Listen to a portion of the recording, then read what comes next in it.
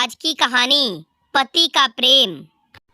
प्रीति की शादी 1 सप्ताह पहले ही हुई थी। जब तक घर में रिश्तेदार थे तब तक उसे सही से आराम करने को भी नहीं मिलता था। आज ही सारे रिश्तेदार अपने अपने घर को गए थे। आज प्रीति ने सोचा था कि आज सुकून की नींद सोएगी, इसलिए उसने सुबह 5 बजे का मोबाइल में अलार्म लगा दिया था। लेकिन ये क्या, जब नींद खुली तो देखा कि सुबह के 8 बज गए थे। प्रीति को अपने आप पर बहुत ही शर्म महसूस हो रही थी। सासू माँ क्या कहेंगी, 8 बजे तक सोती रहती हूँ। अलार्म लगाया था फिर भी पता नहीं चला। अपने बेडरूम से निकलकर जैसे ही बाहर आई, सासू माँ ने कहा, बहू जल्दी से फ्रेश होकर नाश्ता कर लो, मैंने नाश्ता बना दिया है। प्रीति के लिए यह तो और शर्म की बात थी। उसने अपनी सासू माँ के पैर छुए और सॉरी बोला। सासू माँ ने कहा, इसमें सॉरी की क्या बात है, अभी ससुराल में जल्दी उठने की आदत नहीं है ना, मायके में देर से सोकर उठती होगी, कोई बात नहीं, धीरे धीरे जब जिम्मेदारियां सर पर आएंगी अपने आप ही नींद खुल जाएंगी। प्रीति ने पति राहुल के बारे में पूछा कि वह कहाँ है। प्रीति की सास ने कहा, राहुल की छुट्टियां आज से समाप्त हो गई थी, वह ऑफिस निकल गया है। 9 बजे से ही उसका ऑफिस शुरू हो जाता है, तो वह घर से 8 बजे ही निकल जाता है। तुम्हें जगाने जा रहा था, मैंने ही बोला कि रहने दो, कई दिनों से बहुत थकी होगी, सोने दो उसे अभी। अगले दिन से प्रीति ने मन में ठान लिया था वह सबसे पहले सोकर उठेगी और किसी को भी शिकायत का मौका नहीं देगी।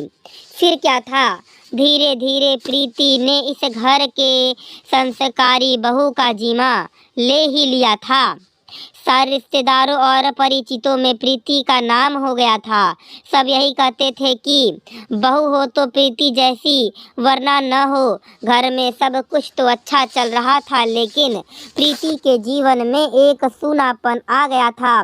शादी के 1 सप्ताह तक जब प्रीति का राहुल उससे बातचीत नहीं होती थी तो वह सोच रही थी कि अभी नए नए घर में भी भीड़ भाड़ है, इस वजह से राहुल भी शर्मा रहे हैं। लेकिन आज तो 2 महीने बीतने वाले हैं, लेकिन फिर भी राहुल और प्रीति के बीच सिर्फ नाम का ही पति पत्नी का रिश्ता है। दरवाजे के बाहर तो दोनों पति पत्नी हैं। प्रीति भी एक संस्कारी बहू है, लेकिन दरवाजे के अंदर दोनों अनजान की तरह रहते हैं। ऐसा लगता है दोनों एक दूसरे को जानते भी न हो। राहुल तो प्रीति के साथ बेड पर भी नहीं सोता था, वह नीचे चटाई बिछाकर जमीन पर ही सो जाता था। और प्रीति से उसने साफ साफ कह दिया था कि देखो प्रीति, मैंने तुमसे शादी अपनी माँ के लिए किया था, वह तुम भी मुझसे ज़बरदस्ती गले पड़ने की कोशिश मत करना। मैं जिस लड़की से प्यार करता हूँ उसी से शादी करना चाहता था, लेकिन माँ को वह लड़की पसंद नहीं थी। माँ को तो तुम्हारी जैसी संस्कारी बहू चाहिए थी। प्रीति ने समझाने की कोशिश की थी कि राहुल, अब यही सत्य है, हम दोनों पति पत्नी हैं और इसे तुम्हें भी स्वीकार करना होगा। जो हो गया सो हो गया, भूल जाओ। आखिर कब तक हम ऐसे अनजान की तरह एक कमरे में बंद रहेंगे? कभी ना कभी तो सबको पता चल ही जाएगा कि हमारे बीच कोई रिश्ता नहीं है। प्रीति के बातों का राहुल पर कोई असर नहीं होता था। वह समय के साथ प्रीति को भी यह एहसास हो गया था कि उसका दाम्पत्य जीवन कभी भी अब सामान्य नहीं हो सकता। अब धीरे धीरे प्रीति हमेशा टेंशन में रहने लगी।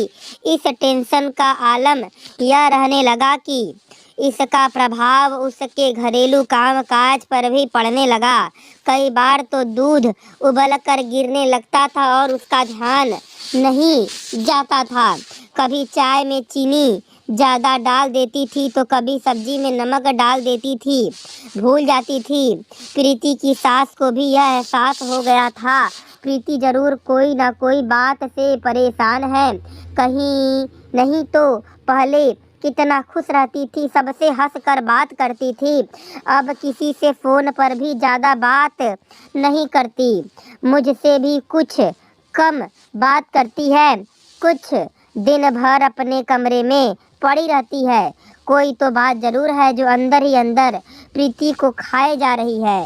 प्रीति की सास ने कई बार उससे पूछा कि बहू, अगर कोई बात है तो मुझे बताओ, आखिर तुम इतना तनाव में क्यों रहती हो? प्रीति मुस्कुराकर जवाब दे देती है, नहीं माँ जी, कोई बात नहीं, बस ऐसे ही अगर कोई बात होगी तो आपसे नहीं कहूँगी तो किससे कहूँगी? प्रीति सोचने लगी कि आखिर कब तक ऐसा चलेगा। कोई ना कोई फैसला तो लेना पड़ेगा। मुझे पता करना पड़ेगा आखिर कौन वह लड़की है जिसके लिए उसके मेरे पति मुझे इग्नोर कर रहे हैं। आखिर राहुल से मेरी शादी हुई है, मेरे पति हैं, मुझे उस लड़की से बात करनी पड़ेगी। मुझे पता करना पड़ेगा कौन है वह लड़की। अगले दिन राहुल जब अपने ऑफिस चला गया तब प्रीति ने अपनी सासू माँ से पूछा कि मैं एक बात पूछना चाहती हूँ, आपसे सही जवाब दीजिएगा, कुछ भी मत छुपाइएगा। प्रीति की सासू माँ ने कहा, बहू बोलो। माँ जी बताइए कि राहुल शादी से पहले किसी लड़की से प्यार करते थे और क्या उससे शादी करना चाहते थे? प्रीति की सास यह बात सुनकर चुप हो गई। उसने सोचा, प्रीति को यह बात कैसे पता चल गई?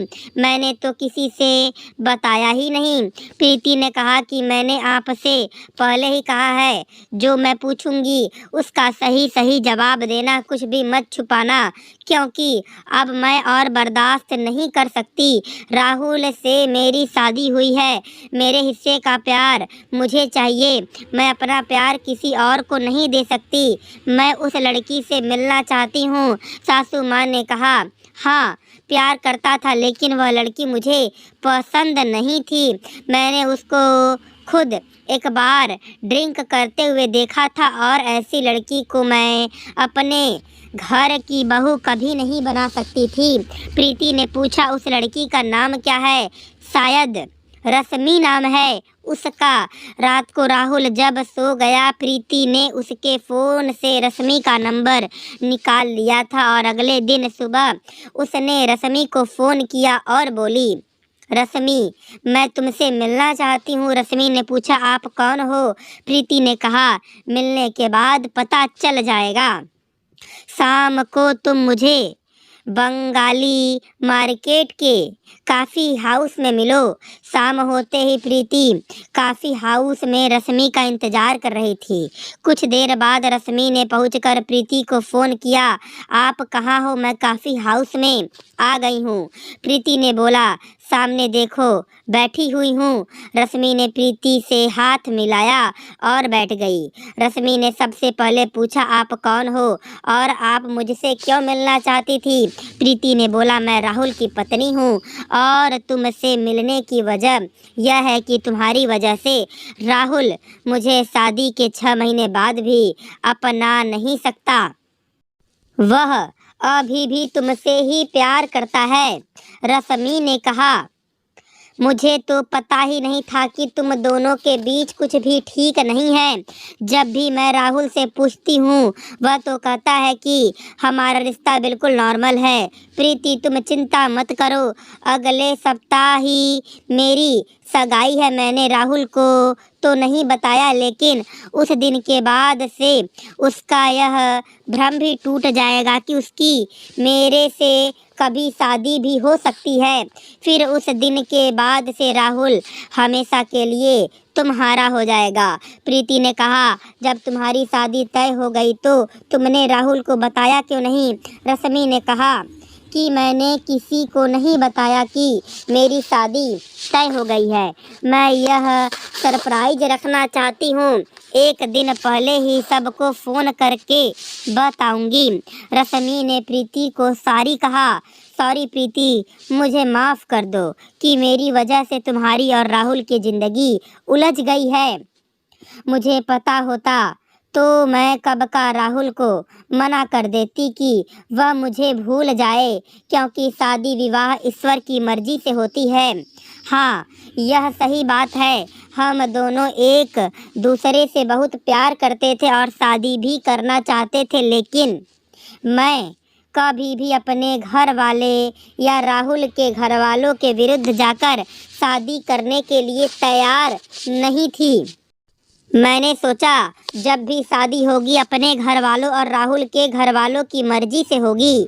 जब राहुल की मम्मी को मैं नहीं पसंद हूँ तो कोई बात नहीं, मेरा अपना जीवन जीने का स्टाइल है और मैं अपना जीवन किसी के लिए नहीं बदल सकती। उस दिन के बाद प्रीति जब घर लौटी तो उसके मन में थोड़ा सा सुकून था। उसे लग रहा था सिर्फ एक सप्ताह की बात है, फिर उसके बाद राहुल उसका हो जाएगा, क्योंकि रश्मि तो किसी और से शादी करने वाली है। अब राहुल जाएगा तो कहाँ जाएगा? मैं राहुल को अब कहीं किसी के बाहों में नहीं जाने दूंगी। राहुल मेरा है, सिर्फ मेरा। एक सप्ताह बाद राहुल तैयार होकर जा रहा था। प्रीति ने पूछा, राहुल कहीं पार्टी है क्या? कहाँ जा रहे हो? राहुल ने बोला, मेरे दोस्त की पार्टी है, उसने बुलाया है। किसी चीज़ की पार्टी है यह तो मुझे भी नहीं पता, बस उसने बुलाया है। प्रीति को तो यह बात पता थी कि रश्मि की आज सगाई है और इसी के लिए वह अपने सारे दोस्तों को बुलाई होगी, और यह बात सबसे छुपाई थी कि उसकी आज सगाई है। राहुल जब रश्मि के घर गया तो उसे वहां पता चला कि रश्मि की आज सगाई होने वाली है। राहुल पूरी तरह से टूट चुका था। वह पार्टी से बाहर आ गया। उसे अब भी यकीन था कि रश्मि उससे शादी कर लेगी। इस भ्रम में जी रहा था। वह भ्रम टूट चुका था। राहुल 1 घंटे में ही वापस आ गया था। घर आते ही राहुल ने प्रीति से कहा, खाना लगा दो, भूख लगी है। प्रीति ने कहा, आपका तो खाना मैंने बनाया ही नहीं, आप तो पार्टी में गए थे तो मुझे लगा खाकर ही आओगे। और फिर क्या हो गया, इतनी जल्दी पार्टी से वापस कैसे आ गए? प्रीति मन ही मन खुश हो रही थी। उसे समझ आ गया था कि राहुल को यह बात पता चल गई है। आज रश्मि की सगाई है और वह उल्टे पाव घर आ गया है। प्रीति अंदर से खुश हो रही थी, जब राहुल को किसी भी हाल में पा लेगी। राहुल बोला, कुछ खाने को हो तो दे दो। नहीं खाने को है तो यह भी बोल दो, मैं जा रहा हूँ सोने। आज खुशी के मारे प्रीति को भूख कहाँ लग रही थी। उसने अपना हिस्सा राहुल को खाने के लिए दे दिया। घर का काम निपटाने के बाद प्रीति जब कमरे में गई तो राहुल बिल्कुल उदास कुर्सी पर बैठा हुआ था। प्रीति ने राहुल से पूछा, क्या हुआ राहुल, तुम उदास क्यों हो और पार्टी से तुम इतनी जल्दी कैसे आ गए? राहुल ने कहा, बस ऐसे ही मन नहीं किया पार्टी में जाने का, आधे रास्ते से ही वापस आ गया। प्रीति ने कहा, आधे रास्ते से वापस आ गए या रश्मि की सगाई तुम्हें पता चली तो वहां से सीधे घर आ गए? राहुल आश्चर्यचकित हो गया। यह बात प्रीति को कैसे पता? आज रश्मि की सगाई होने वाली थी, यह बात तो मुझे भी नहीं पता थी। मैं जब वहां गया तब पता चला। राहुल ने पूछा, तुम रश्मि को कैसे जानती हो और तुम्हें कैसे पता आज उसकी सगाई होने वाली थी? प्रीति ज़्यादा पहेली ना बुझाते हुए साफ साफ सब कुछ राहुल से बता दिया था। वह रश्मि से मिली थी। कुछ देर के बाद राहुल ने चटाई बिछाया और जमीन पर सोने लगा। प्रीति ने कहा, अब आज के बाद से तुम चटाई पर नहीं सोओगे बल्कि बेड पर सोओगे। जिस लड़की के इंतजार में तुम चटाई पर सो रहे थे, तुम्हें लगता था कि रश्मि से तुम्हारी शादी हो जाएगी, लेकिन वह तो किसी और की हो गई। यह भी एक सत्य है कि मैं तुम्हारी पत्नी हूँ। इसको जितना जल्दी समझ लोगे उतना जल्दी हम दोनों के जीवन में खुशियाँ आ जाएंगी। और रश्मि को भी अपने जीवन में खुश रहने दो। मैं तो कहती हूँ आज के बाद तुम उसे कभी बात न करो, क्योंकि कोई भी लड़का यह नहीं चाहेगा कि उसकी पत्नी उसके पूर्व प्रेमी से बातचीत करे।